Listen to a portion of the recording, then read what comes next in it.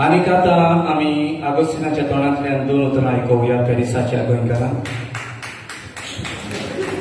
मोगाच्या वडी बांदू खूप खुशाल तुमकां पळोवन बरे उमेदीन आनी शांतीकायेन म्हजो तियात्र तुमी पळयता देखून आतां सांगला ते प्रमाणे पयलो भाग जालो.